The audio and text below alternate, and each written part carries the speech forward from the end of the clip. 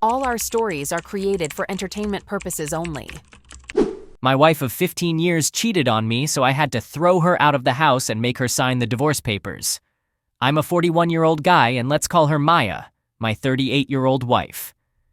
Our story goes back about 17 years when we first crossed paths at a hospital. I was admitted due to an upset stomach, and she happened to be the nurse assigned to take care of me. At the time, she was just starting her nursing career, and I noticed her because of her extra care and kindness. She was like a fresh graduate, full of energy and enthusiasm to begin her career. During my 2 days at the hospital, I received exceptional care unlike any I had experienced before. As I was leaving, I asked for her number, and she gave it to me, hoping for some positive feedback on her discharge form. That's how our journey began. We dated for 2 years before tying the knot, and now we're proud parents of 3 children. We've had our fair share of ups and downs, but nothing too serious that would shake our relationship until a few months ago. I started noticing a significant change in her behavior. She seemed absent-minded most of the time, but incredibly active on social media. Suddenly, she developed a strong interest in fashion. I don't mind her wanting to update her wardrobe, but what concerns me is her growing indifference toward us, me and our kids who are now 12, 10, and 10-year-old twins. Lately, they've been complaining that mom doesn't show them the same love and affection as she used to. Our children have always been closer to me because I've been home more often than Maya. I run a digital firm, and I've set up my office on the roof of our house to be available for the kids. It was a way for me to share the responsibility of raising them, and it worked well. However, no matter how much time I spend with them, kids will always crave their mother's presence, and it worries them when they sense her growing distance. Not too long ago, I overheard my youngest twin daughter expressing her concerns to Maya about her absence, both physically and emotionally. Maya dismissed her, thinking they are old enough to take care of themselves and shouldn't bother her. I didn't quite appreciate the way she spoke to my daughter, but we generally respect each other's parenting styles, so I kept my peace. I'm getting really concerned about this situation with Maya. When I tried talking to her about it, she, as usual, blamed her hectic work schedule. It's kind of her go-to excuse whenever someone points out she's stressed, but she usually bounces back from it. However, this time it's been months, and she's not opening up about what's bothering her. I understand her job can be stressful, but she's been in this profession for 17 years, and I've known her since the early days. This is the first time I've seen such a change in her. We've been through a lot, especially since I left my high-paying job to start my own digital company, which put us in significant debt. Then, when our twins were born, we had no one to help us with the twins and our 2-year-old toddler. It was challenging, but we grew stronger together through those situations. I've never witnessed her behavior like this before. I talked to my best friend about it, and he jokingly suggested she might be seeing someone more attractive. I don't want to jump to conclusions because we've had a 15-year marriage, and she's never given me any reason to doubt her. Now that we're in our midlife, I don't want to damage our relationship by assuming she's cheating. But could this be some sort of midlife crisis? I'm not sure, folks. Has anyone else experienced a similar situation with their spouse? Just reaching out to seek some advice. Honestly, it does seem a bit odd for her to suddenly take a keen interest in fashion, especially considering her profession as a nurse where there's typically a specific dress code. If you had an issue with how she spoke to your daughter, why not address it, especially if her behavior is out of character? Why not approach her and ask what's going on? Update. I understand that being in a loyal marriage for 15 years doesn't guarantee someone won't cheat, and I appreciate your perspective. Sorry if I came across as defensive in the comments. I totally get where you're coming from. So, after reading all your comments hinting at the possibility of cheating, I couldn't help but talk to Maya about it. Of course, I didn't go and directly accuse her of cheating because of what the Reddit community said. Instead, I asked her if something had changed between us or if she had feelings for someone else. She seemed surprised by my question and wanted to know why I felt that way. I explained how her recent behavior had been affecting all of us. She admitted that she had been distant lately, but she attributed it to changes in her work dynamics. Maya had been assisting Dr. Kia for a long time, but now she had a new doctor at the hospital named Dr. Henry as the on-call physician. Maya was assigned to work with both Dr. Kia and Dr. Henry, but it turns out these two doctors had some unresolved issues from their past. They used to date back in the early days of their careers, but their relationship ended in a bitter breakup. Now, they can't stand each other. Maya finds herself caught in the middle, and it's taking a toll on her because they both pile up work on her, hoping to overload the other with tasks. The way Maya explained her problems seemed entirely valid to me. I suggested she talk to the hospital management about it, but she felt hesitant, saying she couldn't complain based on speculation alone. She assured me she'd handle it her way and needed some time to figure out a solution. After that conversation, I noticed a significant improvement in Maya's life. She started returning to her normal routine, coming home on time, being present for the kids, and spending quality time with me. I asked her if she had resolved her issues with Kia and Henry, and she admitted that she hadn't, but had chosen to ignore work problems at home. I mentioned that ignoring them might not be the best solution and could lead to a blow-up later, but she insisted she would talk to them. I decided to let her handle the situation at her own pace. Gradually, I observed that she was happier than before. She told me things were improving with Kia, and her workload was gradually easing. I was delighted to see her less stressed, and even going out for nights with Kia to bond outside of work. I didn't mind her taking a break and spending time with friends. Her job is demanding and she deserves some relaxation. I thought our problem was resolved after that discussion, but in the past week I've noticed her returning to her previous behavior.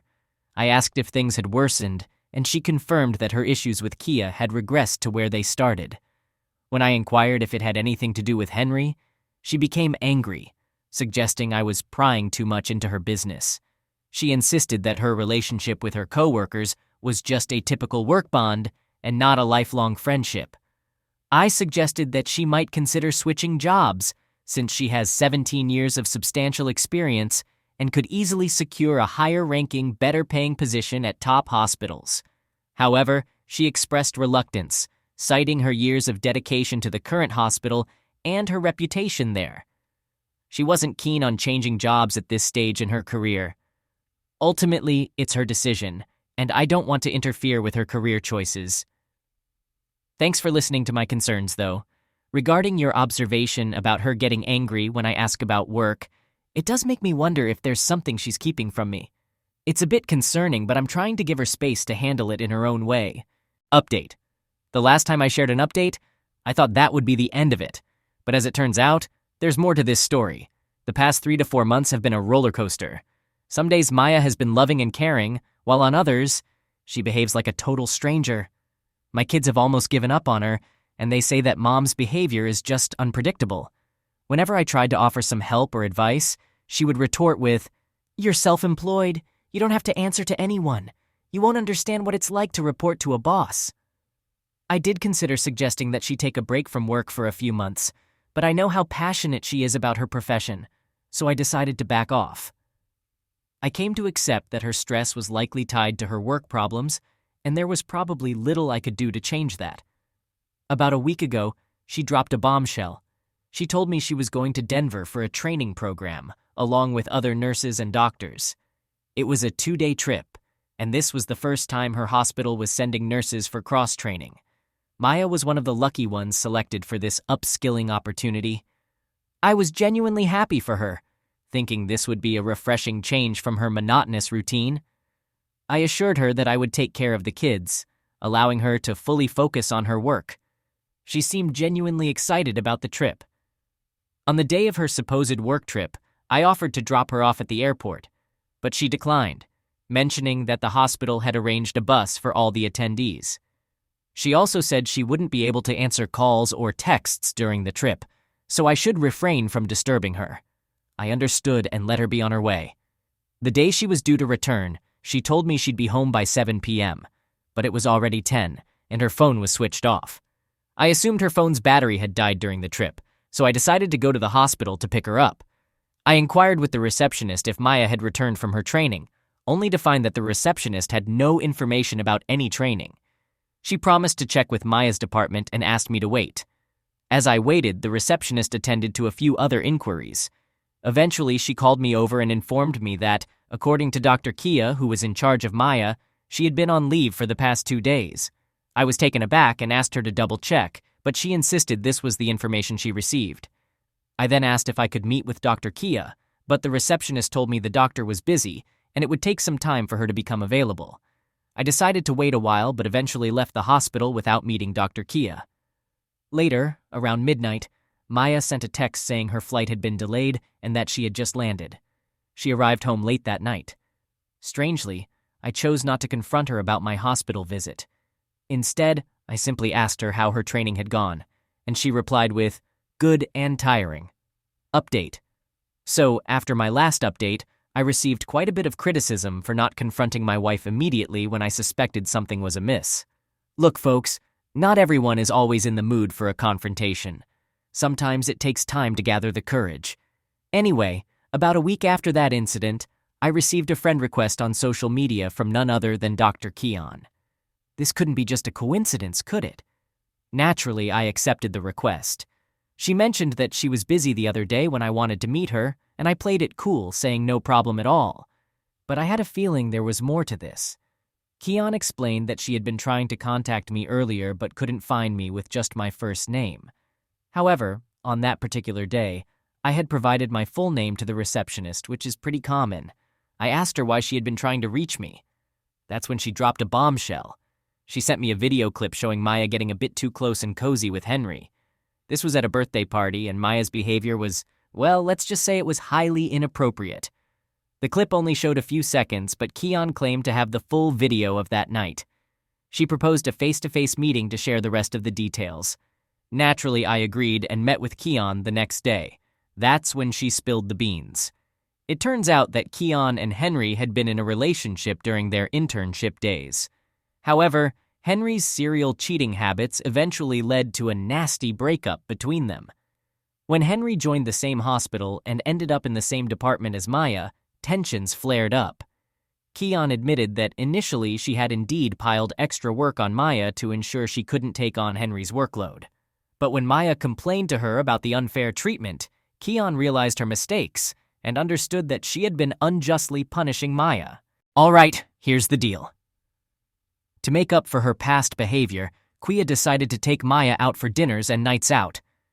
During this time, Kia, who had previously broken up with Henry, got closer to Maya. In one drunken moment, Kia shared some intimate details about Henry's prowess in the bedroom. After that, whenever Maya and Kia hung out, Maya would ask her to spill the beans about Henry's bedroom skills. Kia became suspicious and straight up asked Maya if she was into Henry.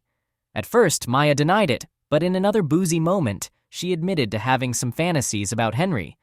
However, she made it clear she didn't want to cross any lines and jeopardize her marriage. Word got around among their colleagues, and Henry, being the smooth operator that he is, used the opportunity to get closer to Maya. Soon, rumors started circulating about their alleged affair. Naturally, I was concerned, so I asked Kia if she had any concrete evidence to back up these claims. Unfortunately, there was no evidence because Maya and Henry used an empty patient's room during their secret rendezvous, and there were no security cameras inside. But Kia did mention that on the day Maya claimed to be on her training trip to Denver, Henry was coincidentally on leave as well. That raised some serious suspicions. Armed with this information, I decided to confront Maya. I got the videos from Kia, thanked her, and headed home. When Maya returned from her night shift, I couldn't sleep a wink all night, tossing and turning. In the morning, I finally mustered the courage to tell her that I knew the truth. She immediately tried to explain it away as a misunderstanding, claiming that she had simply dozed off on Henry's shoulder during a night shift. But I wasn't even talking about that incident.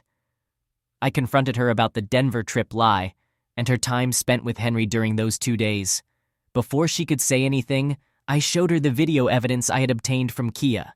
She cursed Kia and accused her of fabricating fake videos to ruin their relationship. However, I informed her that there was another video circulating in the hospital group that showed her leaning on Henry's shoulder while he was being quite touchy-feely.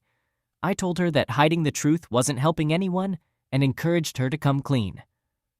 That's when Maya broke down in tears and confessed.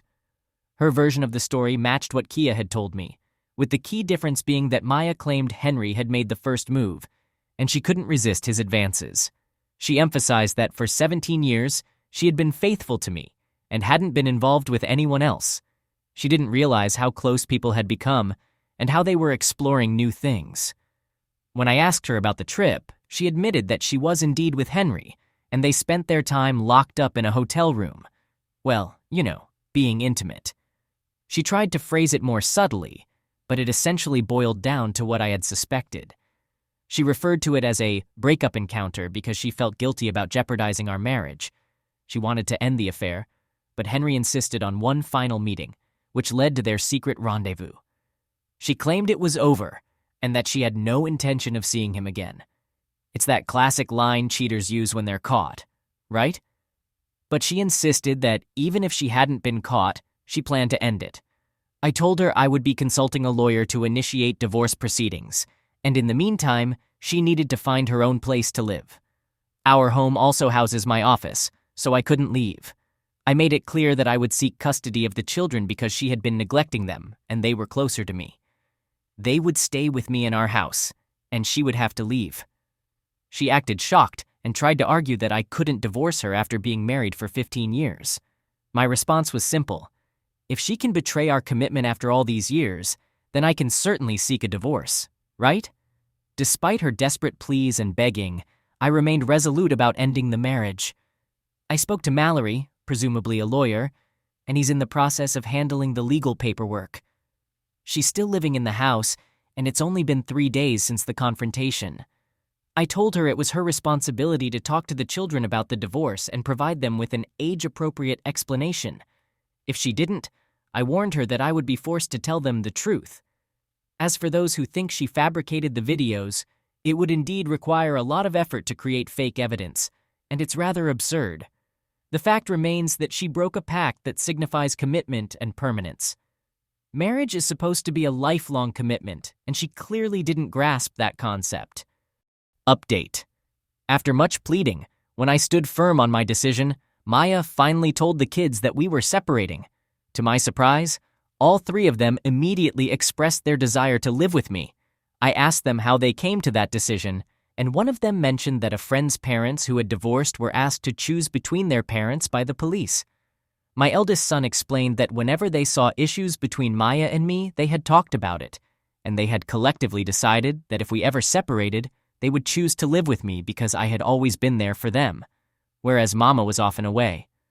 Maya couldn't hold back her tears, and the kids comforted her, reassuring her that they would visit her during holidays. I couldn't be prouder of my children for their maturity and understanding in this difficult situation.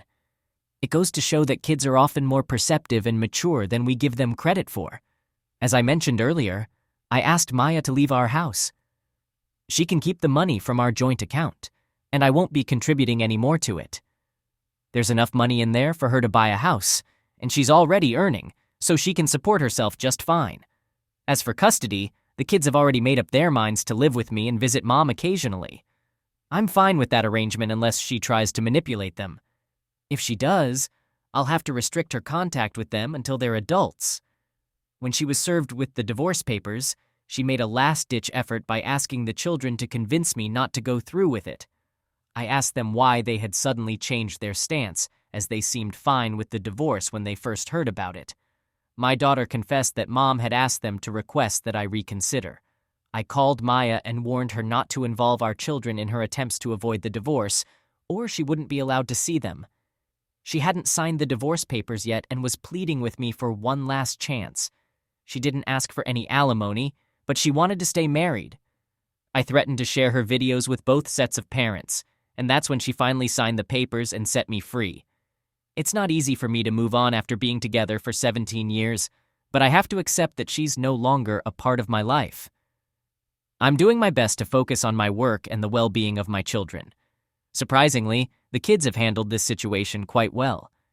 Maybe they were mentally prepared for it long before Maya's behavior started to change, and that's a relief for all of us. All right, that was a fun story. Now let's move on to another exciting one. Stay tuned and let's dive in. Hey guys, I'm a 36-year-old dude rocking the dad life for 8 years now with 2 kiddos in the mix. Also, I'm the only son to my dad who's been on a pretty rough health journey. So here's the deal. My old man has been battling kidney issues for a long while, but things took a nosedive in the past 2-3 years, and now he's on dialysis twice a week.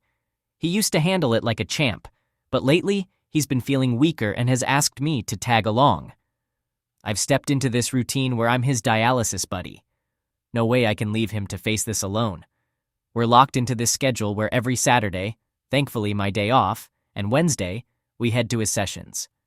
For the midweek hustle, I've managed to swing an early leave from work. I clock back in at night to catch up on what I missed. Been at this job for a solid decade, so they understand the drill. It's a juggle, but hey, that's life, right? Thought I'd share my story here and maybe hear from others in the same boat. How do you all manage your family responsibilities and work life? My boss has always regarded me as a dedicated and loyal employee, so granting this special request wasn't a big deal for him. However, the real challenge surfaced at home with my wife, Avril, 34F. When she learned that I'd be taking my dad for dialysis twice a week, she became upset. She didn't particularly like it when I used to take him occasionally, but she never directly expressed her displeasure. Now that I've taken up this responsibility consistently, she couldn't hold back her feelings. She mentioned that there was no use in investing my time in my father because no matter what I did, he would never be impressed by me. To provide some background, my dad was the owner of a merchandising business. He was quite prosperous and had accumulated a significant amount of wealth. He had hoped for me to take over his business, but my passion lay elsewhere, in the field of technology. I had a strong interest in coding and software development, so after finishing school, when my dad suggested that I pursue business or management courses, I opted for a software degree instead. Initially, he was fine with this decision, as long as I was willing to join his company eventually. However, upon completing my graduation, I began working for a well-known tech firm. This did not sit well with my dad, who was displeased that I chose to work for someone else instead of carrying forward his legacy. He persisted in urging me to join his business, but I kept postponing the decision. After getting married, my dad made one final proposition, asking me if I wanted to be a part of his business. My response was a firm no. This greatly angered him, and he threatened to donate all his wealth to charity, leaving me with nothing. Still, I remained resolute in my choice. You see, I was already earning a good income at that point. By the age of 29, I had purchased my own car and house. I had confidence that I could lead a comfortable life without relying on his wealth. I conveyed to him that I didn't require his money and could build my own wealth. Unfortunately, our relationship deteriorated from that point onward. 5 years ago, my mother passed away from a cardiac arrest, and it had a profound impact on my dad. You see, when I was 17, I moved out of our home to attend college, and later on, I found a job and started living independently. The primary companion my dad had was my mom, so losing her was incredibly devastating for him. It was during this period that our connection grew stronger. I began visiting him frequently, often bringing my kids along to spend time with him. Eventually, he made the decision to step down from his company and entrusted it to a trust for management. My wife, Avril, had never been close to my parents. Even while my mother was alive, Avril would avoid visiting them, citing that my mother was overly intrusive in our lives and they didn't get along. However, when my father announced his intention to remove me from his will, Avril began openly criticizing my parents, labeling them as unkind and malevolent. I tried to keep her from interfering in my relationship with my parents, but she consistently asserted that it would impact our future, particularly our children's. I reassured her that our future, as well as our children's, was secure regardless of my dad's wealth, but she was unwilling to comprehend this perspective. Now, in the current situation, Avril caused a commotion upon learning that I would be accompanying my dad for dialysis twice a week. Initially, I attempted to convey to her that my dad had no one else but me. His parents had passed away long ago, and despite having an older brother, he resided on the other side of the city and rarely visited my dad. Dad has been feeling incredibly lonely since Mom's passing, and given his condition, I can't simply leave him alone. Unfortunately, my wife refuses to comprehend this. Lately, she's been making my life quite challenging. Every Saturday, she comes up with various plans, whether it's hosting a house party, conducting an extensive cleaning session, taking the kids out, or even something as trivial as grocery shopping. I've tried explaining to her that she's free to plan anything she likes on Sundays because Saturdays are reserved for taking Dad to his dialysis sessions. However, she continues making plans, only to later criticize me for being late or missing out. I have to rush to pick up my dad, transport him to the dialysis center, wait for the procedure to finish, and then drop him off before returning home to her snide remarks and tantrums. The issue isn't limited to just Saturdays. She behaves the same way on Wednesday evenings. I had committed to my boss that I would make up for the remaining work either late in the evening or during the night after returning from dialysis. Yet she consistently finds a way to create problems. Almost every Wednesday evening she goes out, whether it's to see her family, reconnect with old friends, or attend some random gathering, leaving me solely responsible for the children. I end up juggling my job, preparing meals for the kids, feeding the youngest one, and trying to complete my pending tasks at work simultaneously.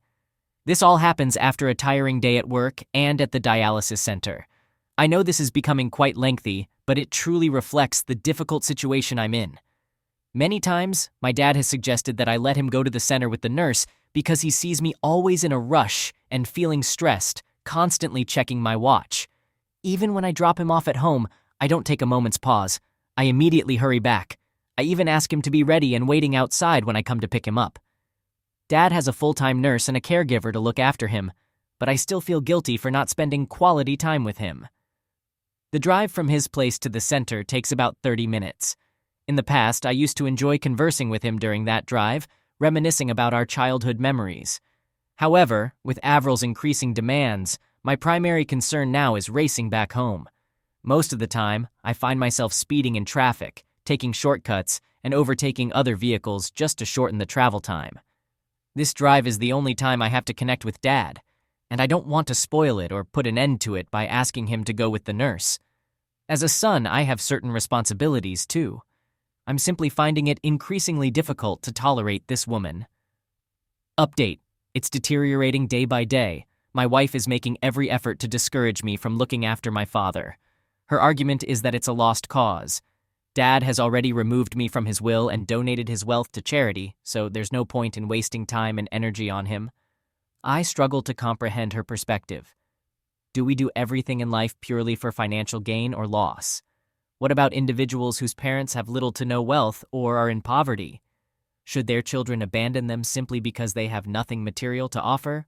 After enduring her outbursts for several months, I eventually pointed out that she wouldn't inherit anything substantial from her own parents, so why did she keep visiting them regularly? She became extremely upset at this and retorted, "My parents did a lot more for me than your greedy father. They supported me in every way. They're nothing like your father who disowned you for not joining his business.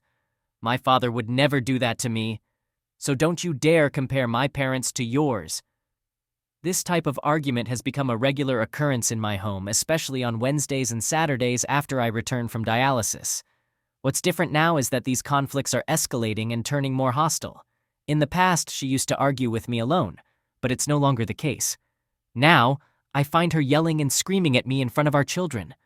What's worse is that I've overheard her speaking negatively about my dad in front of the kids and trying to turn them against both me and my dad. I couldn't stand by and let this happen, so I stepped in, which inevitably led to another heated argument between us. Avril's confrontations have become a regular occurrence in my life. On the days when she doesn't argue, it almost feels strange, as if something is missing, and she tends to become even more aggressive the following day. I've almost given up on her. Instead of shouting back or engaging with her, I've chosen to ignore her, treating her as if she doesn't exist in my world. What other option do I have? I can't abandon my father just to please her. I don't care if he's removed me from his will. That decision was a result of my own choices. I declined to join his business, which forced him to hand over his hard-earned company to a trust, a truly heartbreaking move for him. That business was like a child to my dad, and he had to entrust it to someone else. He had every right to disown me because I had hurt him. Sometimes I feel like karma is getting back at me for the pain I caused my dad. Meanwhile, my father's condition is deteriorating. He can barely walk on his own and requires assistance even to get into the car. I used to rush him outside to save time, but now I don't mind being a little late. I go inside to assist him in getting to the car and then carefully help him settle into his bed until he's comfortable. He's experiencing shortness of breath, so I make sure to accommodate his pace during our walk. When driving, I'm cautious not to exceed the speed limit to prevent any strain on his heart. I don't mind arriving home late because hurrying back hasn't been beneficial. If I have to deal with my difficult wife anyway, why not prioritize keeping my dad content? My relaxed approach has aggravated the situation. Just yesterday, Avril confronted me, demanding that I make a choice between her and my dad. I attempted to explain that my dad's time with us is limited given his condition, and it doesn't seem like he'll be with us much longer. She responded with a harsh remark, suggesting I should carefully consider whether to be with someone who will be around forever or someone who will pass away soon. It was an incredibly insensitive comment. I told her, "You know what? I'd rather choose my dad than pick you, considering how unkind and self-centered you are towards a dying man." She packed her bags and left. I didn't stop her. She needed time to cool off, and I needed some space from her. In her absence, I'm managing the household, taking care of the kids, looking after my dad, and handling my work. Surprisingly, I feel relieved and much more at ease. Her absence is genuinely comforting to me. The day before yesterday, she sent me divorce papers. I was somewhat expecting it, but I didn't think it would come so soon. I was surprised, but deep down I felt happy and relieved. I didn't call her. Instead, I just signed the papers and sent them back. Surprisingly, she didn't request custody of the children. That was the only part I was concerned about, but she clearly didn't want them. When she received the papers, she called me and yelled at me for signing them without talking to her and trying to persuade her. Funny, right? Her mom grabbed the phone and insisted I should have acted like a man and attempted to reconcile with my wife instead of just signing the papers. It was quite amusing. Why would I do that? She wanted a divorce and I complied. I thought it was best for me, as I got rid of her without a fuss. I even pointed out that she had abandoned her children and didn't want them. She said I could have all my assets, including my 2 children. She didn't want any of it. Her mother mentioned that Avril was still very young and didn't want the responsibility of children. I said that was fine by me. I'm glad to have my kids with me. It's definitely a relief for me, but I'm worried about my children. They miss their mom, especially the younger one when I'm at the office. It's challenging for me to handle all the responsibilities alone, but I hope I'll be able to manage this situation. Update. So I moved to Dad's house with my children, and I must say it was a fantastic decision. Thanks to everyone for the wonderful suggestion. It really worked out. Living with Dad has been great for all of us. Dad enjoys the company of my children, and they have their grandpa to play with. We hired a full-time caregiver who takes care of my children under my dad's supervision, which is a fantastic arrangement, right? It's such a joyful sight to see Dad playing and laughing with my children, and they are having a great time with their grandpa. Avril probably didn't expect this. She wanted to make my life difficult by divorcing me, thinking I wouldn't be able to handle all the responsibilities, taking care of the children, my dad, the house, and work. But as you can see, everything is perfectly in place. I'm definitely having the last laugh. The divorce turned out to be the best thing ever. Update. It's heartbreaking news. My dad passed away peacefully in his sleep last week. He went to bed content and happy after spending time with my children, and he never woke up again. The doctor confirmed that he had a peaceful passing. The doctor, his nurse, and even his caregiver mentioned that Dad was genuinely happy after I moved in with him, and this actually extended his life by several months. He was on the brink of giving up before I came. Losing your only parent is always very sad, but I take solace in the fact that he enjoyed his last few months. My children are also grieving his loss, but they've learned valuable lessons from Grandpa. They talk about how he taught them to accept reality and keep moving forward because life doesn't stop for anyone. I'm incredibly proud to hear these things from them. They are my source of strength during this difficult time. However, there's another surprising development after Dad's passing. Dad's lawyer contacted me, asking me to visit his office to discuss Dad's will. I told him it wasn't necessary because Dad had already informed me that he had left his entire wealth to the trust, and I was fine with that. I even inquired about whether I needed to vacate Dad's house, suspecting it might also have been given to the charity trust. The lawyer chuckled and insisted that I should come over to his office. When I arrived there, I saw that the trust members were already present. The lawyer had summoned them too. As the lawyer began reading the will, tears welled up in my eyes. Surprisingly, Dad had named me as his heir. Everything he owned, his business, his house, his wealth, was designated for me. I asked the lawyer if this change had been made recently, thinking it might have happened after I started taking care of him. The lawyer smiled and assured me that I had always been his heir and the will had never been altered. I couldn't stop crying, realizing that my dad had never abandoned me. Perhaps he had threatened to disown me to encourage me to carry on his business and legacy. I continued shedding tears when Dad's attorney comforted me. I expressed how it pained me to have hurt my dad throughout his life, yet he had always cared for me. The lawyer shared that Dad was actually very proud of my decision not to give up on my passion despite his pressure and my willingness to forego our generational wealth to pursue it. Dad held me in high regard. The lawyer also informed me that I held the authority over the business, and if I wished, I could reclaim the company from the trust and manage it myself. I'm contemplating doing just that. I followed my heart and did what I wanted with Dad's indirect support. Now it's my turn to repay him. I'm considering reclaiming the business from the trust and taking it to the heights my dad had envisioned for his company. I returned home and shared the news of Grandpa's will with my kids. He has allocated a portion of his wealth to them, which they'll receive once they reach the age of 18. Today, we visited his grave, bringing along flowers, and spent a peaceful moment there. It's a highly emotional time for me. Update. The ants quickly returned when they spotted the sugar candy. About a month after my father passed away, I began taking charge of his business and community service responsibilities. To start, I resigned from my job and assumed control of the business. As a result, I decided to rent out my own house. My kids and I chose to reside in my parents' house since they have a special connection to their grandpa in that home. Plus, it holds many of my childhood memories, so I'm reluctant to leave it. With the news of inheriting my father's million-dollar fortune, my home became a hub for visitors, including long-lost relatives, friends, and neighbors. However, the most unexpected visitors were my ex-wife, Avril, and her parents. They entered the house in tears, claiming they hadn't been aware of my father's passing, or else they would have attended the funeral. Her parents spoke highly of my dad. Avril embraced the children and expressed how much she missed them. I questioned why she hadn't visited them in the past 7-8 months if she missed them so much. She explained that she had gone to our house, but it was locked. What a load of nonsense. I couldn't help but wonder, weren't you concerned about your children when you found the house locked? Didn't it occur to you to reach out and check on their well-being? She had no response. Her parents chimed in, suggesting we should forget the past. Now that my father was no longer with us, the children would be alone in the house while I was at work.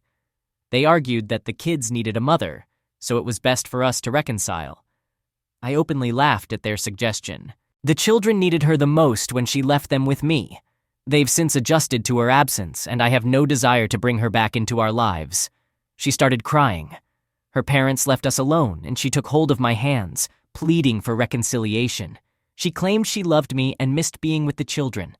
I chuckled and told her that she didn't love me. She loved the wealth my dad left behind. I didn't regret speaking my mind about her parents because that's exactly what they were. She had also called my dad greedy and mean during our divorce, so I wasn't about to let this woman get her hands on a penny of my dad's hard-earned money. She was offended that I had insulted her parents. She stated that up until now, her pleas were driven by her love for me, but now she would assert her rightful claim. She didn't ask for any alimony during the divorce, but now she's insisting on half of my wealth, which is essentially half of my dad's wealth. I made it clear that I won't give her a single penny, even if it means taking legal action. She insulted me and walked away. I consulted with my lawyer regarding this situation. He mentioned that her chances of success were slim since the divorce was finalized a year before I inherited the wealth. Additionally, our children are living with me, making it unlikely for her to claim anything. However, my lawyer also advised me to be cautious when allowing her to spend time with the children. He warned that she might try to manipulate them and seek custody, potentially using them to demand financial support. I'm extremely grateful for his guidance, and I intend to supervise their interactions. These days, I'm dedicating a lot of time to the kids to help them cope with the loss, ensuring they don't solely rely on their mother for emotional support. I've taken over my dad's company, which provides me with greater flexibility to manage both my personal life and well-being. I'm even planning a vacation for the kids in the Bahamas. They truly deserve this extravagant getaway. It's not about overspending my dad's wealth. I could afford it even before. The difference now is that I have the time to make such plans, as I no longer need to juggle work and taking care of my dad. As for Avril, She hasn't contacted me since her last visit. I assume she's busy seeking legal counsel to pursue a lawsuit against me.